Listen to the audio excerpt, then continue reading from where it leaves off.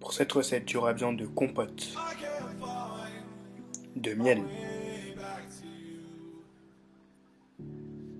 Tu auras aussi besoin d'un bol, tout simplement.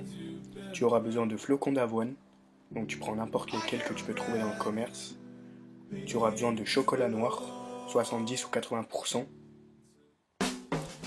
Tu vas commencer tout d'abord par mettre la compote dans ce bol. Donc, tu vois, tu la verses comme ça, vraiment à l'œil, hein, tu vois, tu te casses pas la tête, tu la mets comme ça jusqu'à que... Tu mets la dose que tu veux en fait. Donc moi ici j'ai mis cette dose parce que ça me suffisait amplement pour la recette. Après si toi tu veux en faire une plus grande, bah tu mets un petit peu plus ou un petit peu moins suivant ce que tu as envie de faire. Donc, une fois que tu as mis la compote, tu vas ensuite venir y rajouter 2 cuillères de miel. Donc là c'était pas très malin sur le coup puisque j'étais un peu coincé puisque je me filme tout seul. Et je voulais vraiment tout mettre, je voulais vraiment mettre toute la cuillère dans la compote et j'ai eu un petit peu de mal, donc j'ai hésité à un moment, je voulais le faire avec le doigt mais je me suis dit non ça va pas le faire. Donc voilà, j'ai mis 2 cuillères de miel. Ensuite, tu viens, tu mélanges tout, donc faut vraiment que tout soit bien mélangé dans la compote. Faut vraiment pas qu'il reste une boule de miel, parce que tu sais le miel c'est un petit peu plus compact que la compote. Faut pas qu'une boule reste, faut vraiment que le tout soit vraiment homogène. Donc tu mélanges bien tout ça jusqu'à que vraiment le miel soit bien incorporé à la compote. Tu vas voir déjà ça va sentir super bon. Ensuite, tu vas prendre tes petits flocons d'avoine et tu vas venir les verser. Alors tu vas dire oui mais c'est bizarre, normalement dans une armée on est strict, il y a des règles, on est toujours précis. Donc là non, donc là je te donne pas de grammes, je te donne rien du tout. Tout simplement parce que moi je le fais à l'œil. Donc là comme tu le vois à l'écran, tu vois, faut vraiment mélanger jusqu'à que tu obtiennes une pâte. Donc je trouve que ça se fait vraiment à l'œil. Après, si toi vraiment tu as envie de prendre des grammes précis, bah fais-le à la maison. Et quand tu vois que ça donne une pâte, et bah tu t'arrêtes et tu le fais en même temps avec une balance. Comme ça, tu auras le grammage si tu veux la prochaine fois reproduire plus précisément ta recette.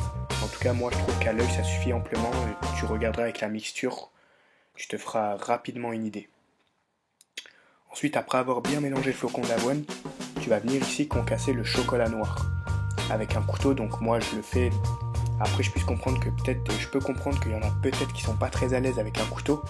Donc si c'est le cas, tu peux très bien le faire avec un robot, hein. Rien ne t'empêche de le faire avec un robot. Seulement faut pas que le chocolat devienne des miettes. Tu vois, tu le casses juste pour que ça fasse des petits morceaux croquants.